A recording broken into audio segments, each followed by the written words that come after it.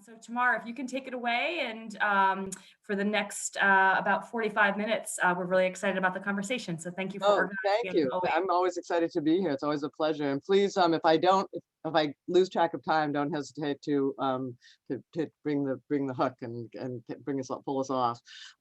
So it's great to see everyone again. Hello, hello. This is the continuation of the series, and it's nice to be here.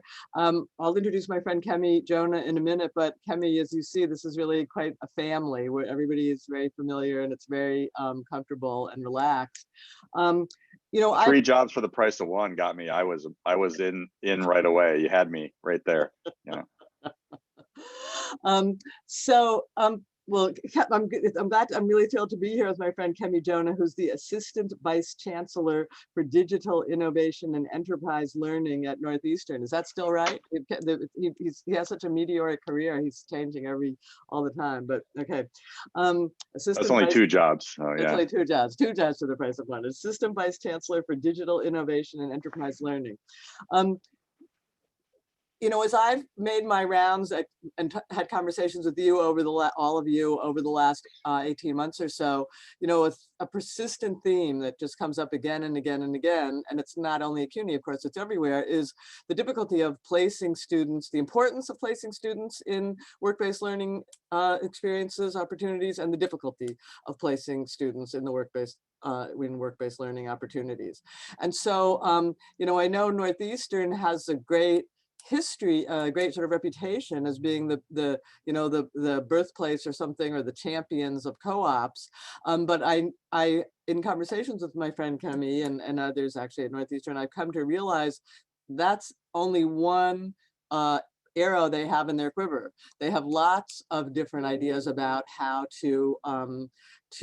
about different kinds, a spectrum really of work-based learning, kinds of work-based learning.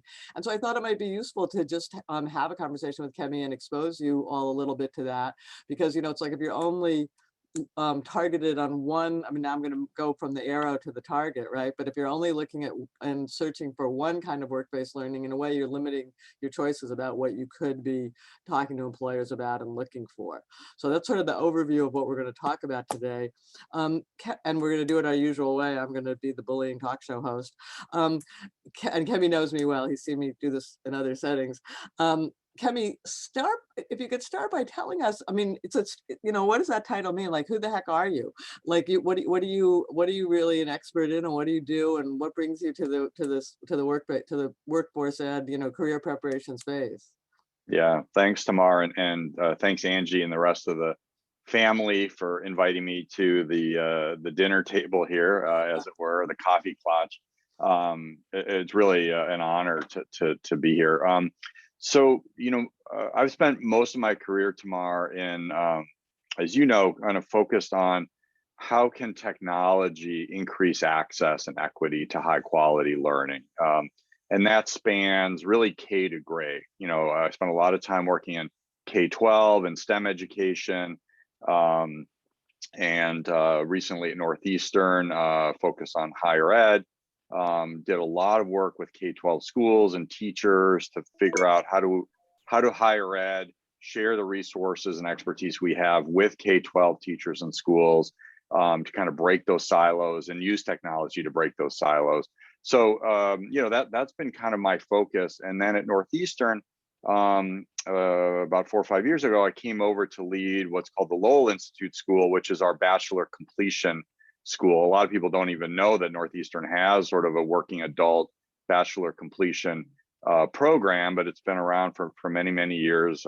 Obviously went online, average age is like 34.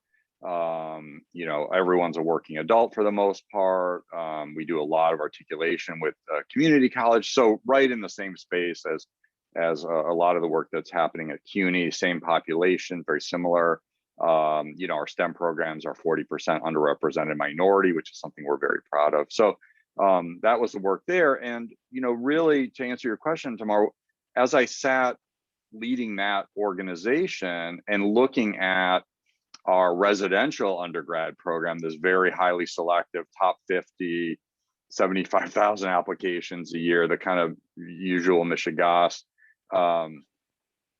and this fantastic co-op program that we're known for, right? We do 10 or 11,000 6-month paid co-ops a year in over 100 countries, or at least we did before COVID, right? And to me, it began to really look like a rich get richer play, right? These privileged, for the most part, undergraduates who had the luxury of being full-time 4-year students, getting this amazing experience for experiential.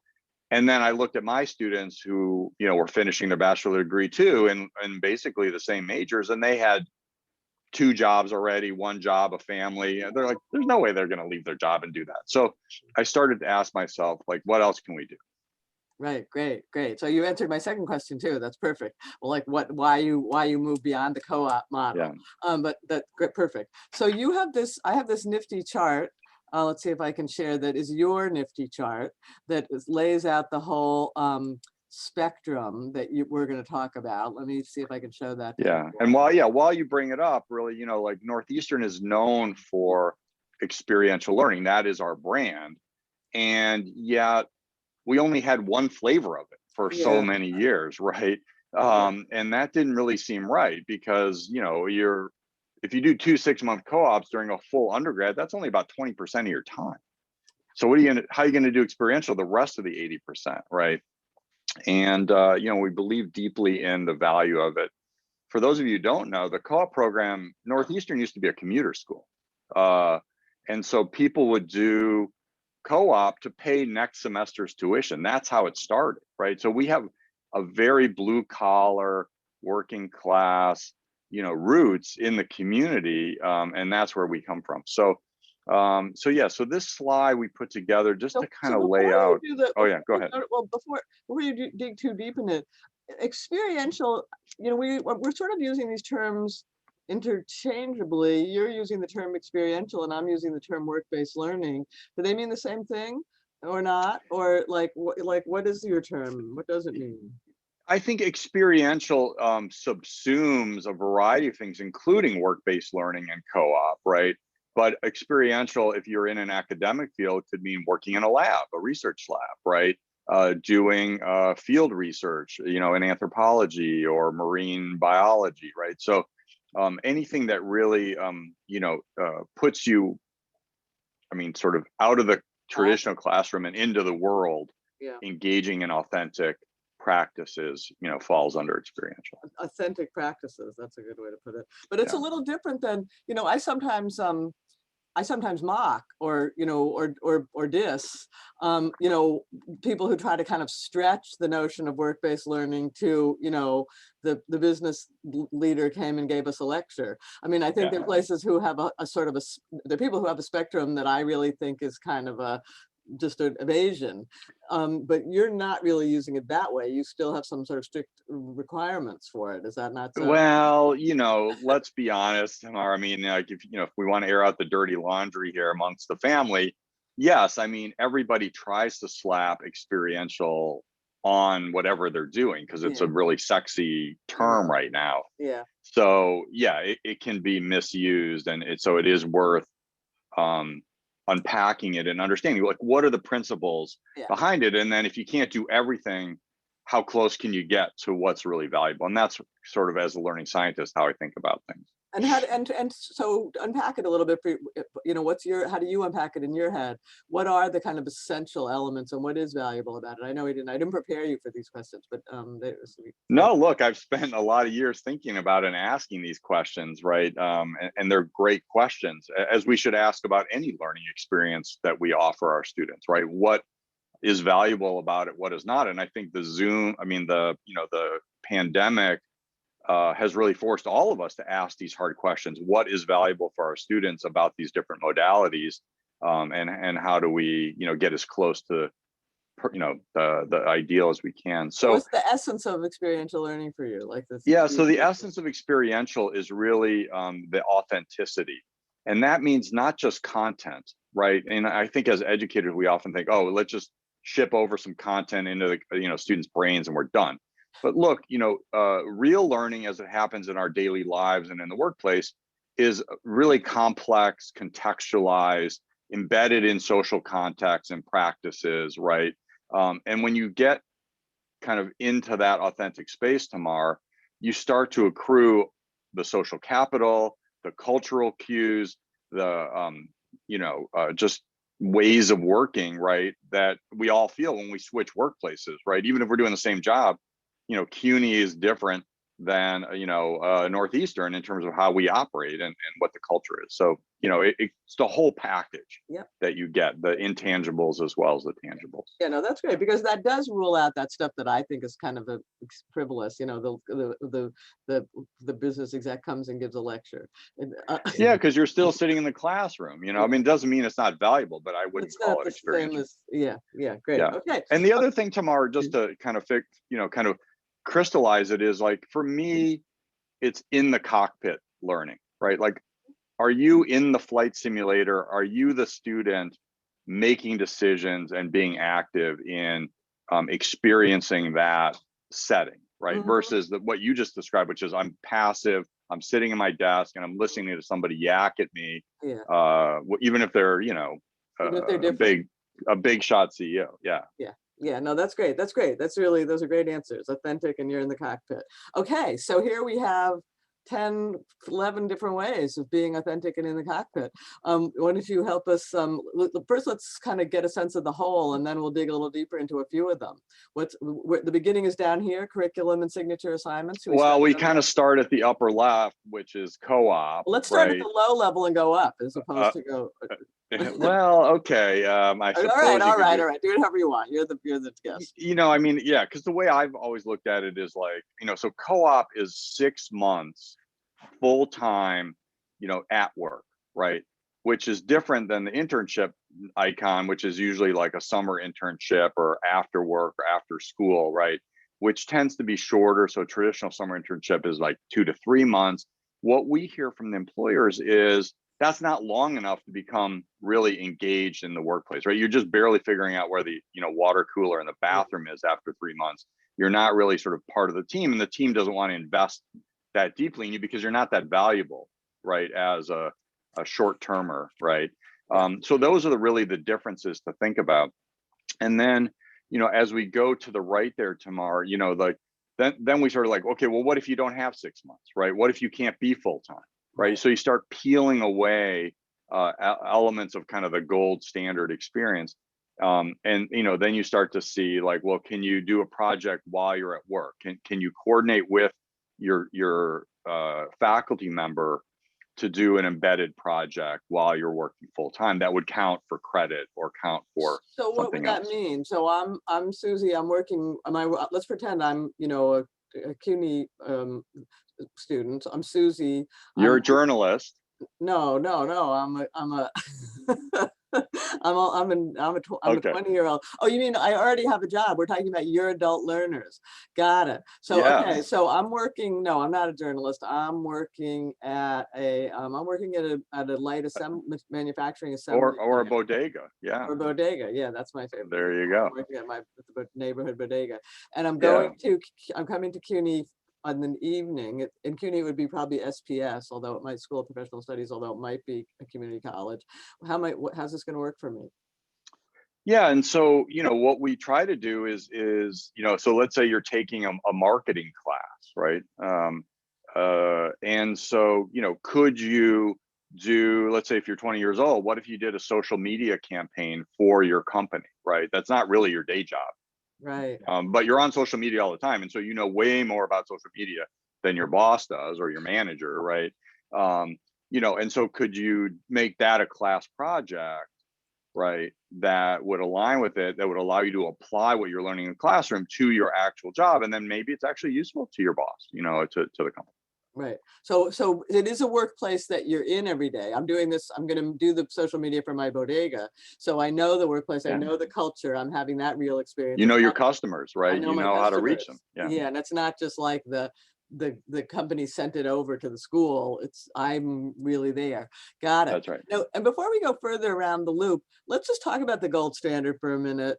I mean, we get it's 6 months, we get it's, you know, usually later in your academic career. But let's talk about, like, just for a minute, what makes it so much the gold standard? Because that's, if if it is the gold standard, we should know what's good about it, probably. I think at CUNY community colleges and for ACE, it's not practical, but Yeah. but let's just know what the elements are of the gold standard. Yeah, again, I think the things are, the key elements are, the duration, right? Like you've got long enough to really become a full-fledged member of the team that you're working on, right? You're not just a, flavor of the week kind of, oh, here's somebody who's going to tag along with me, so I'm going to have them go fetch coffee, or, fix my Zoom settings today. I guess I don't know what the equivalent of fetching coffee is anymore tomorrow, but make sure that I don't have a cat, on my cat filter. So it's the duration, it's becoming fully integrated and a productive member of the team, that you're given real work assignments, right? Versus sort of make work assignments.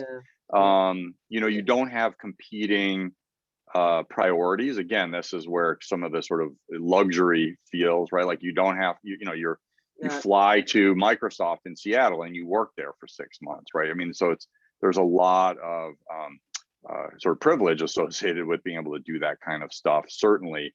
But on the other hand, it does give you the real experience of being that employee in that company for that amount of time. And it's paid. You get a full salary, you get a training salary.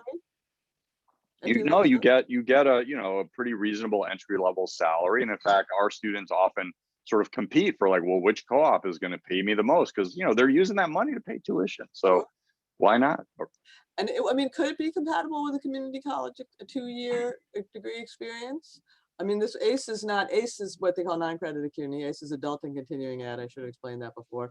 They're not 2-year. It's probably not compatible with them. But could it be compatible with a community college experience, or not really?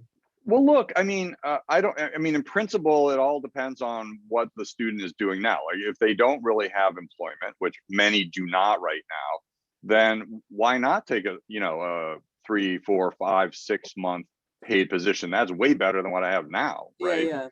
So for sure, that's a win. For folks who are employed, they're not going to tell their boss, look, I have to disappear for 6 months. But it's the competing job that's the challenge, not the 2-year degree. That's right. If they're working part-time, then maybe you could do a part-time 6-month placement. So I think there's ways to reconfigure it, Tamar, if you're thinking about it, for sure. And I mean, so if you're a 4-year student, does this add time to your 4 years, or it's a chunk of your 4 years? Adds time? No, it definitely adds. At Northeastern, we do not do summer vacations. So you're going, you're either in class, through the summer, or you're on a co-op placement. But as you suspect, many of the students do take 4.5 or 5 years to pack it all in. So yes, it does extend the timeline.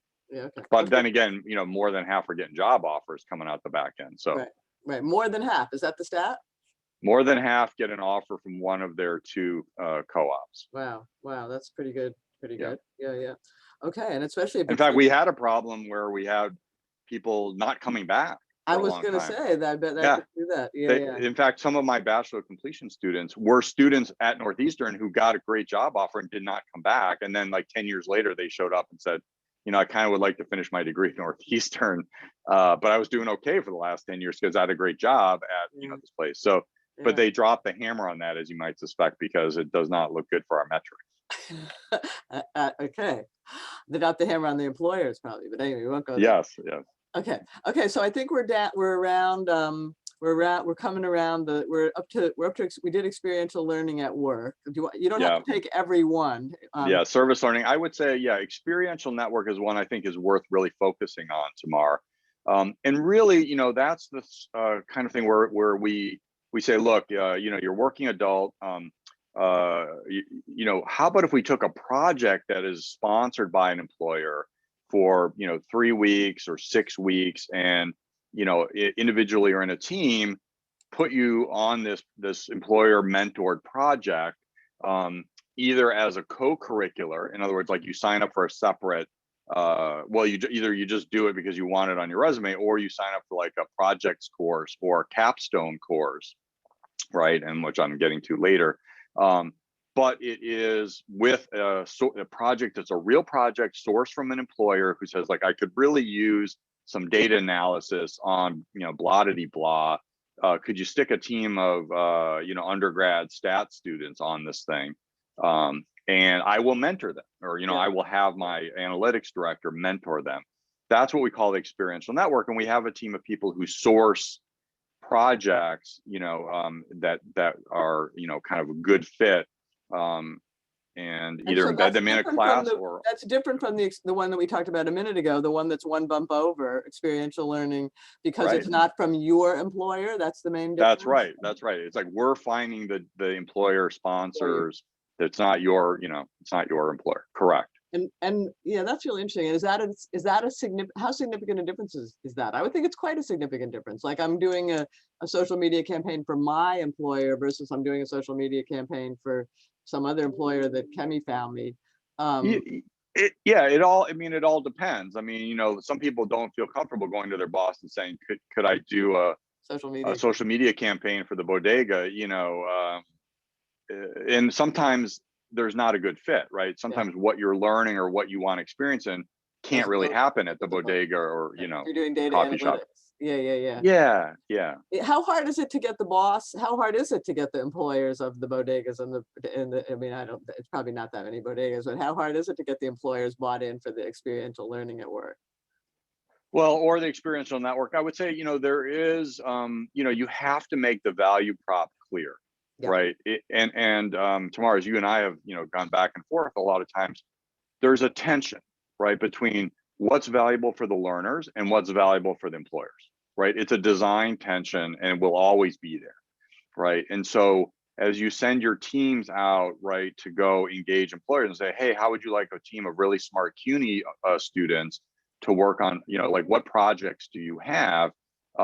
There's a negotiation, right, of, okay, well, that project isn't going to be educational enough. It's kind of busy work, right? Versus, oh, that's going to be too hard for my students who are just taking intro HTML right now, intro JavaScript, whatever it is, right? So, navigating that is actually tricky, but good educators do it all the time. Good instructional designers do it all the time. And so, it is about finding that sweet spot, that Goldilocks zone. I think this is a really important one to unpack because it's hard, as in the ways you just described, and I'm not speaking necessarily for anybody I know at CUNY, but a lot of places I go around the country, the kind of educators think, well, the employers offering internships is sort of our due.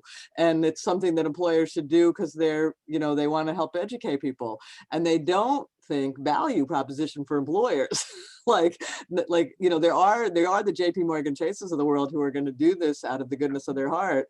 But if you're going to get real volume, you've got to give value. So talk a little more about that, because I think that's often, educators don't live in that world. They think a different way.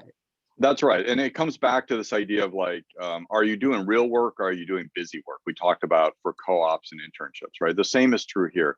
So the way that our team goes out and sources these, and we do have a team, by the way, like, 3, 4, 5, 6 people who, get on the phone, call employers and try to line these projects up in advance of when the students might need them so that we're ready, right? And we have a set of resources. Sometimes 6 people for how many students, just so we can make the ratio? Well, I mean, that team, we've done, I don't know how many we do a year, but we've done, 3,000 of these projects now, or 3,000 students, served with projects over the last few years. So, it's pretty substantial. Sometimes they respond to the faculty who says like, look, I'm doing this course in intro to Java, and I'd really like a Java project. Can you help me go find a Java project for my kids, right? Yeah. And it is sort of tailored, and there is a spec to going looking for it. So it is that bi-directional negotiation. But really, the way that the people go out is they say to the employer, look, everybody has a project list that they want to get done at work, and there's a line below which you just can't get to. Right. Tell me about that. Yeah. Yeah. Right. We all do. And every business does too. Right. It's sort of like, there's stuff that you only have enough resources to get to here, and then there's all the stuff below the line that you'd really like to get done, but you just don't have the people or the time. And so we kind of say, like, what does that list look like of the stuff that is really actually pretty important that you'd like to have happen, but it just isn't happening right now, right? And then we kind of work through the list and we try to find good opportunities there, because all the things on the list are things that the employer cares about, right? Can I come up with a project? I hadn't thought of this. Can I? Yeah, absolutely. We need lots of projects. And obviously it's, it's free work, so there's value there. And if it came off the list of stuff I wish I could do, then presumably it means something, and the employers will be invested in mentoring and coaching the students to get that done So well. let's give a few more examples. You've given some data analytics examples and some IT examples.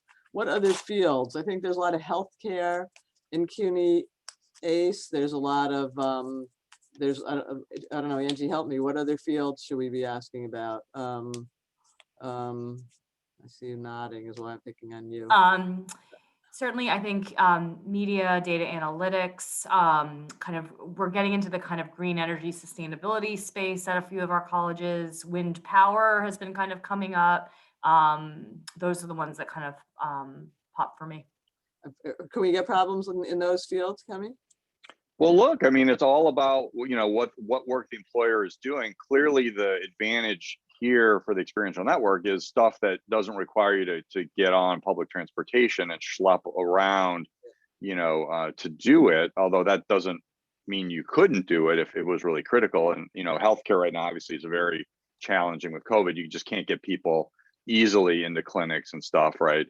But it can involve that. Healthcare, is there stuff in healthcare that's, I mean, it's so, regulated. Is there stuff that they can, does the healthcare organizations have problems they can sort of shop out? I would defer to the healthcare experts on the call. Okay, but you don't have experience. Yeah. Okay. But, look, patient education, safety protocols, analyzing clinical pathways. You can do a lot without having to see a patient record. For sure. Yeah. Right. It just depends on what it is. Health policy. Yeah. Tailor, like we've done some project where we tailored public health messages to particular communities, so the students from those communities could, vaccine, right? Like, how do you communicate doing vaccines or getting tested that is culturally tailored? Let's find us an employer who needs that. Yeah. And then they don't just throw it away. They actually put up signs in the neighborhood. They produce the signs and they put it up. See what you did. So is this appropriate? Because I think this is our most interesting one in a way. I'm going to keep digging here. The people we're speaking to are non-credit deans, right? ACE is non-credit. Is this appropriate? Can we fit this in? Are the employers going to care whether your students are credit or non-credit? Probably not. Not at all. And look, I mean, at the end of the day, what are we trying to accomplish, right? We're trying to solve the catch-22 of, like, you need experience to get the job, but then how do you get experience without the job, right? That's what we're all here to solve. And so these are smaller incremental ways to allow students to put stuff on their resume or on LinkedIn that said, I did the project for Mount Sinai, right? In this area. And in fact, I have a supervisor there that I can point you to that can speak to my work, right? That's what we're really here about, right? That's what gaining that experience is. And it builds social capital. It builds career awareness in fields that you might not have had time to work on. And it's a lower risk, lower barrier opportunities to do career exploration, right, Tamar? So that's something that you and I've talked a lot about that is often neglected, is like, kids just don't wake up and go, I want to be an X. Yeah. Right. And if they do, that's probably even not a good choice, because they haven't really what their dad did or something they saw on TV. Yeah. That's right. And even doing a 6-month co-op, I mean, for our students, you only get 2 shots at it, 2 bites at the apple. Right. And so what if that one of them is really terrible? I mean, it's a good learning experience, but you just wasted 6 months. Right. Well, I think it's really important to highlight here, we sort of what you talked about before about the interns. I mean, I've had interns that sit in the cubicle, and I sort of give them busy work, and they're never really part of the team, and they're here in the, in my office or whatever, but they're not really it's not very high quality. Whereas Yeah. this experiential network, even though you're not in the place, is in a funny way more likely to be high quality. Is that fair to say? That's a really good point, Tamar, and that's where, you know, the unpacking this experience really pays off, right? Because frankly, you know, I mean, I see this is being recorded, so hopefully it'll just stay in house. But like, we actually don't always know what happens on our co-ops, Yeah. right? It's a black box, right? Yeah. We send kids away, and they sometimes have a great experience, sometimes they don't. But what do they learn? We don't know, you know. And so, you know, to design it intentionally to really focus on that is key. And so one of the things we've been doing recently is virtual internships. Okay. We use an online platform where, you know, that, you know, supports the team collaboration, supports the mentor feedback, all those interactions. And the good news is, yes, you give up some of that social context that you'd get in the workplace, which is arguably very important. So I'm not trying to take anything away from that. But on the other hand, you get really granular data on who's working on what are they learning, you know, is the mentor actually giving them feedback in a timely way, right? Like sometimes it's the mentor that's the problem, not the student, right? In fact, a lot of times. Yeah. So, you know, like the students get to rate the helpfulness of the feedback they get from the mentor. And a little alert goes up on my dashboard as an administrator saying, you know, Joe Schmo at JP Morgan is not giving helpful feedback to your team. You might want to do something about that because you're in a position to do it and the team is not, right? So we deployed that in the summer. About, actually, so what you're talking about, virtual internship, again, it's another species on this chart. I don't think it's here. Let's describe that a little more in depth, and then maybe let's think about one more to describe, and then open to questions. But the virtual internship, so that's different. So there's a dashboard. The guy's not. I'm Susie. I'm not going to work at JP Morgan Chase, but how's it working? Yeah, so I mean, you know, it's like a version of the experiential network. There's a project, right, that you're working on, except this time, instead of just assuming that you know how to do email and share files, we move all that work and all the communication onto a platform called Practera that we've been using, both at post-secondary and with high school students.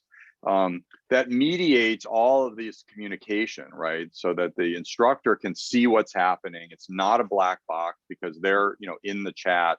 The project is scaffolded, right? So one of the things that we found. What does that mean? Project is scaffolded. Yeah, so when we started this project, this was funded by or is funded by the NSF. We actually started working with community colleges, right?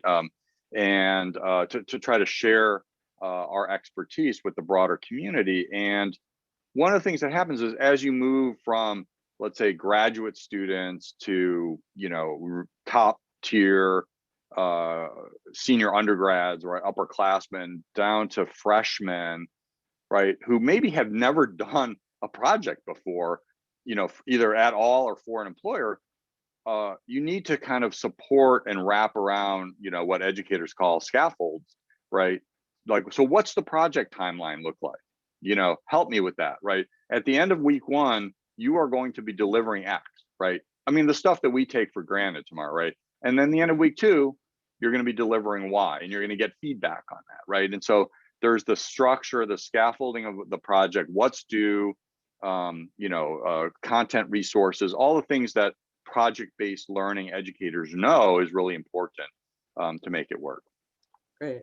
So let's do one more if we can, and then let's let people jump in because I see our clock is ticking here. And I'm sorry because I've left you 6 to choose from in 2 minutes, but yeah, I would just highlight, you know, either the capstone or the signature assignments at the bottom left and bottom middle, which is just really a way to say, you know, you can embed it in your course, credit or non-credit, right? You know, so it doesn't have to be a separate thing, or you can actually, you know, monetize it, if you will, by creating an extra capstone course that learners sign up for. And in fact, that's what we've done because, you know, I told you we had 5, 6 people. It's like, well, who's paying for those people on staff? The students actually register for capstone credits, right? And then that revenue then supports the team that is sourcing these projects, right? And yes, there's a faculty member. So there's a Got it. business model in there For too to you, the kind of business models sustain for the this. college. Yeah, got it. So this is really interesting. We could talk longer, but let's open it up because people may want to ask questions. If they don't, I'll keep asking questions. But I mean, I think the question for the CUNY family is, maybe I'll take down the share just so we can all see each other. You know, can you imagine doing some of these other things? I mean, I think the biggest challenge is your team. You know, where do they find your team?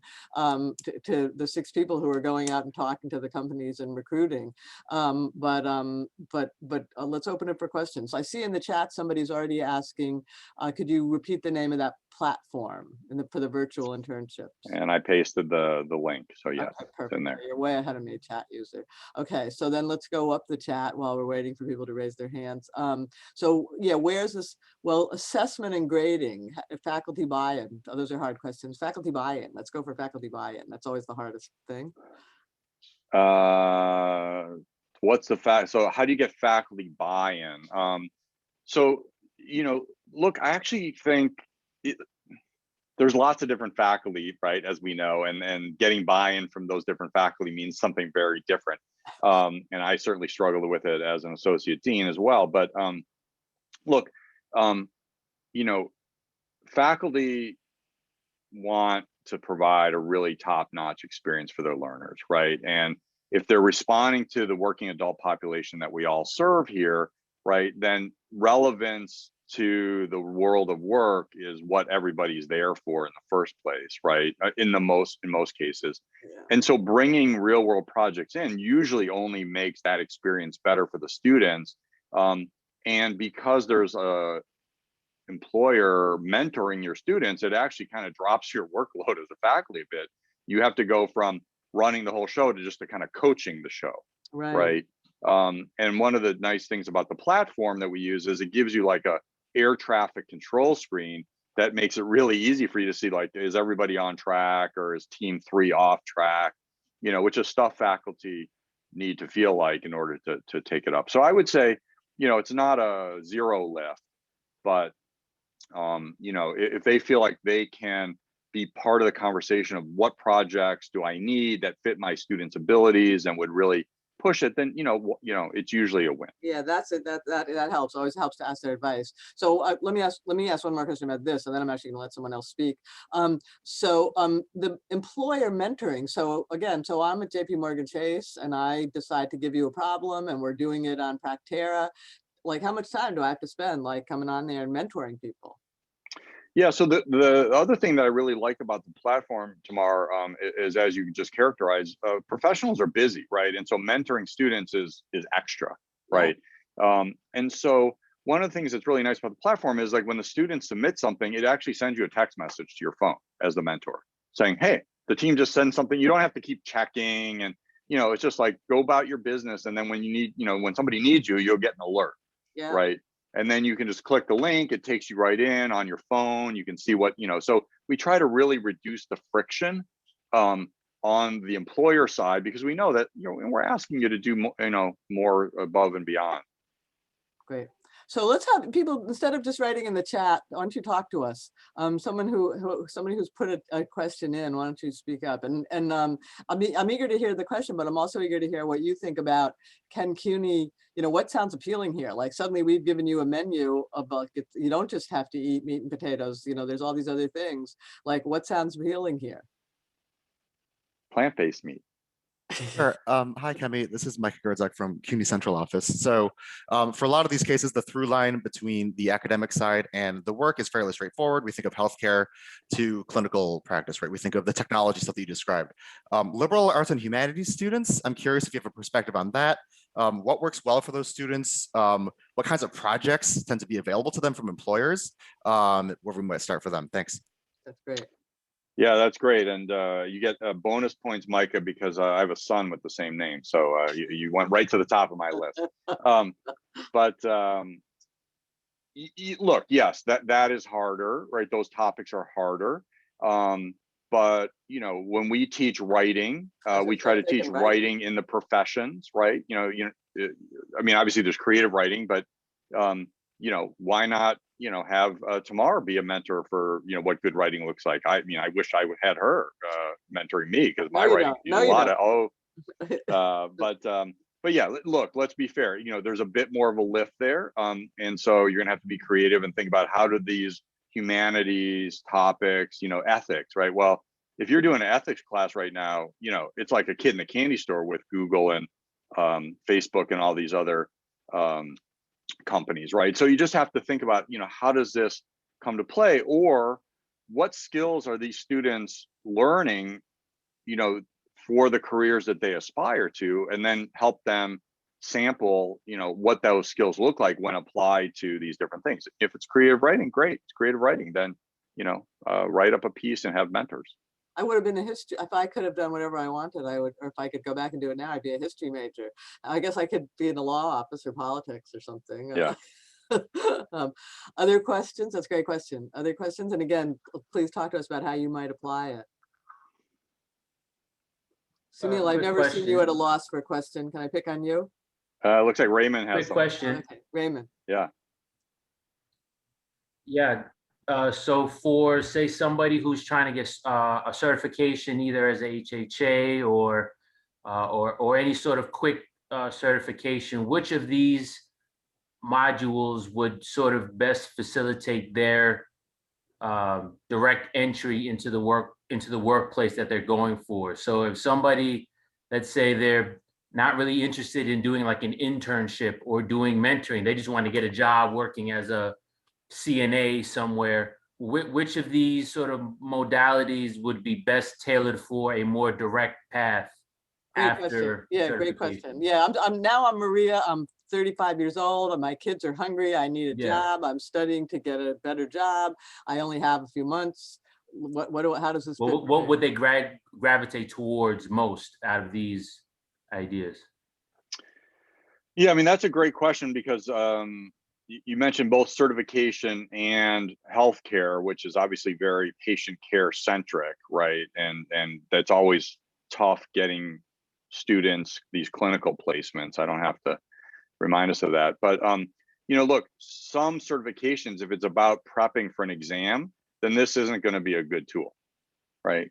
Because this is about helping you kind of understand the kind of opportunities of a particular workplace or whatever. Right. Certifications is just like test prep, baby. Hit it. Mm-hmm.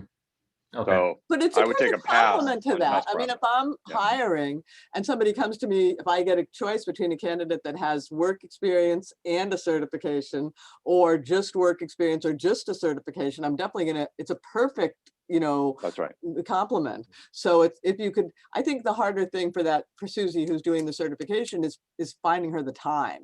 Yeah. So it's like finding, what's the most value add but concentrated version of this, I think, is really the question. And maybe that is an XN virtual project. No, and you said it really well, Tamar, which is, if you go back to this idea of cockpit, right, and think about pilots, right? When we put our pilots in flight simulators, which thank God we do a lot of, right, as opposed to having practice on us, while we're in the plane, you don't just give pilots sunny skies in the flight simulator. Right, you give them thunderstorms and fog and all of the really compressed problems that might take you 20 years as a pilot to see them all, and you just throw them at them, right? To really compress that experience. So it's a great way to describe it. Compressing experience. It's the most fun I ever had was a flight simulator, but let's not go there. Yeah, but you're right. I mean, can you do? Can you provide sort of micro experiences, Raymond, around the prep for the certification that would help that person's resume stand out a teeny bit more than someone who just had the cert, right? So, can you do chart review? Can you do, patient ethics, right? Could you, kind of think about how would be a culturally appropriate way to have a conversation with the patient, with a particular condition? That leverages your cultural assets that you understand. So you definitely hit a tough one. And let's be clear, is not going to be a tool for every single situation, especially when you're just Totally. doing exam prep.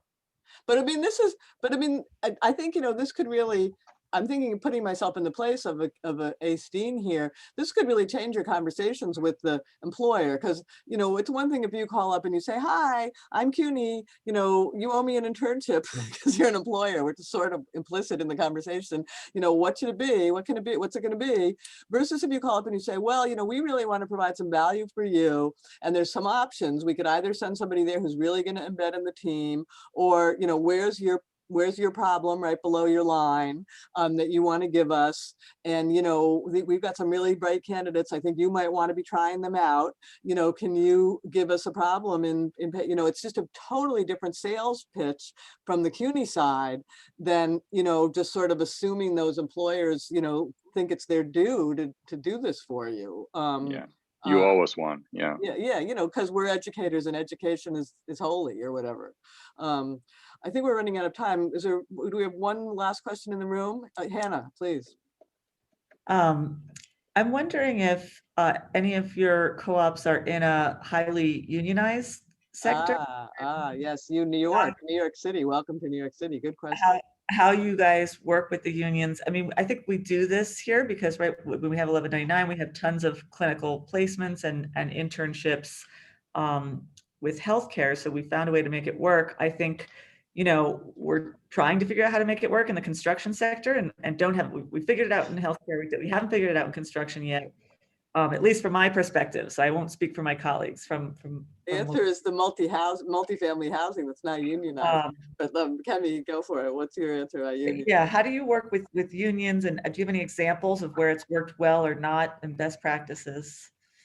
Yeah, unfortunately, no. I mean, we do have experience running an advanced manufacturing bachelor completion program in a union, GE union plant outside of Boston. But it is tricky because obviously we have to take the people before the shift or after the shift because we can't mess with the shift time. We can't assess them while they're on the job because of the union regulation. So all I can say is, yeah, a lot trickier, for sure. I feel your pain. Okay, last question I see in the chat because it's really important. How long is sales cycle? And obviously it varies, but I think people, again, I'm not saying anything about my CUNY friends, but in a lot of colleges, again, they think you just call up. Like, I always think, I mean, my metaphor, it's a little off color, is sort of foreplay. How long is the sales cycle? Should one think about? Yeah, I mean, it's a good question. I would say that, the way you position it tomorrow was good, which is come in with a menu of choices, right? Like if you can't take somebody on site for a traditional internship, okay, we understand that, but that used to be the end of the conversation, right? Oh, sorry, we'll call you next year. Yeah. But then there's this other aspect, which is, could we put a student or a team of students on the below the project line thing, and they don't even have to show up, so you don't have to badge them in. Yeah. All this other stuff. And could we co-design, right? Negotiate out or co-design with our faculty projects that would add value, right? So, we've done things, kind of, we try to say, look, we need like 6 weeks lead time if we're going to try to find a project that fits a particular course's curriculum. But you already have done a lot of work before then. You already have a lot of contacts, your team. We have the contacts and stuff, but sometimes we have to actually go and search for the particular, like, okay, we need HTML, it's not too complicated, and so can we build somebody a web, so, we need that 6 week lead time for the team to find the project and then negotiate out the details and stuff like that. If you can get out in front with a team who's sourcing contacts and building up kind of a library, then you might be able to kind of have a repository that's ready to go. Yeah. I mean, 6 weeks sounds ambitious to me if you're starting from scratch with the local bodega, honestly. I think it's, yeah. And look, I mean, you might want to start by going to JP Morgan or the other big employers that could give you, 50 analytics projects, right, of the same sort, all at one fell swoop, Yeah, rather than onesies and twosies. yeah, You yeah. know, so there's some just like you do a sales strategy, there's a strategy for sourcing there as well that you can get a little more sophisticated about. So this is really super interesting, super helpful. I mean, if I'm running my college in Peoria, you've really like totally changed the way I'm gonna approach it. Thank you, Angie, for the opportunity, and thank Kemi, Yeah. thank you so much for doing it.